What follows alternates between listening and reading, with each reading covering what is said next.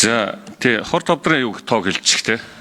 Өмнөх 2 жилийн харьцуулсан тоо. Дээрээс нь энэ таасаа эртэлрүүлэг гэдэг. Бид нэг өнөөдөр юу хийх гээд байгаа гэхээр бүх хүмүүсээ үзээд энэ хүн ийм өвчтэй. Одоо жишээ нь тэдэн хүн одоо хор тавдартай тэдэн хүн зүрх судасны эсвэл даралттай юм гэдэг. Яг ийм нэг мэдээллийн бац байна уу гэж асуугаад байгаа. Иргэдээ нэг одоо нэг хэдүүлээ бас мэддэг болмоор нь шүү дээ. Эрэгтэй нь хэдий, эмэгтэй нь хэдий, хэдэн хүн одоо ямар одоо өвчтэй байгаа юм бэ гэдэг дээр. За энэ нэг судалгаагаа хэлчих. За дараагийнх нь газартай холбоотой асуудал байгаа.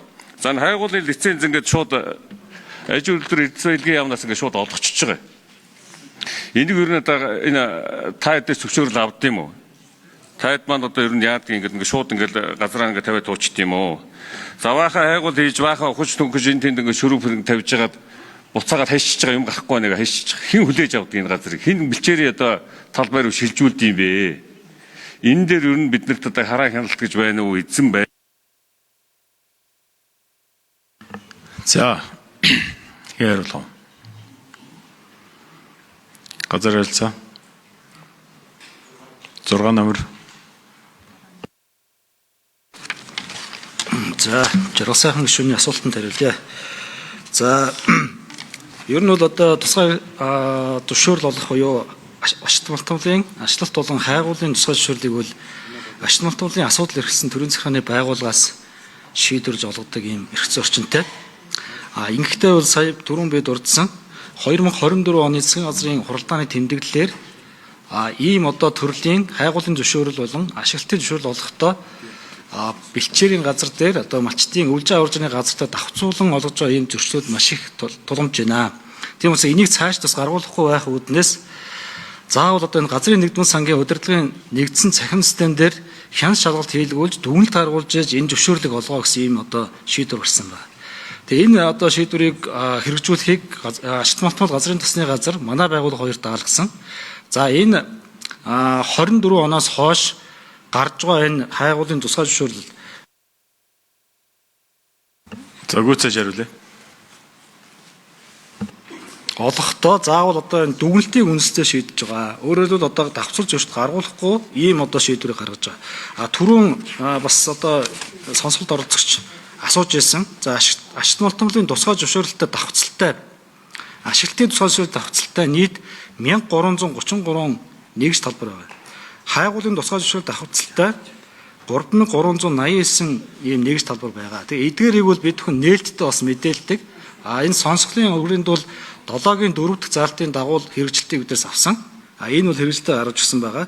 Энэ талаар бас энэ болдын уян гишүүнээс говийн бүсийн малчтаас асуусан асуултыг бидэнд тавьж 2026 оны 4 сарын 15-ны өдөр бид бас энэ лицензтэй давхцалтай байгаа газруудын мэдээллийг нээлттэй бас албан бичгээр хургуулсан.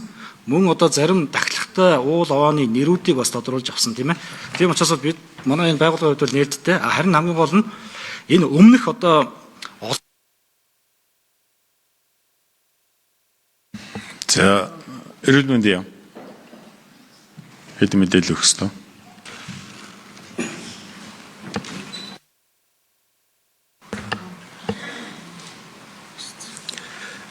Гишүүний асуултанд хариулъя. Дөрөвний бидний хэлсэн нөгөө даатгалд хамруулагдсан 116 мянган хүний тохиолдол дээр хор тавдрын туяа эмчилгээнд 2026 онд 33, за 330, 24 онд 330, 2025 онд 216, 2026 оны ихний үеэр 81 юм хамрагдсан байна. За мөн хийм болон эмчилгээнд 24 онд 62, 65 гэсэн юм байна. За улсын хэмжээний дүнг харах юм бол жилдээ нэг 8000 орчим хүн бол хавдрын тохиолдлоор буюу 8015 шинэ тохиолдол илтгэж явж байгаа. За хавдар судлалын төв болон бусад хувийн хвшлийн эрүүл мэндийн байгууллагуудаас үзүүлж байгаа хавдарт зарцуулсан нийт хөрөнгөний хэмжээ бол 140 орчим тэрбум төгрөг өнгөрсөн жил зарцуулагдсан байж байгаа. Ба.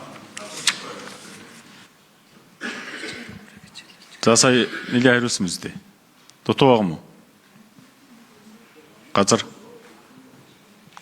За 5 номер, 6 номер.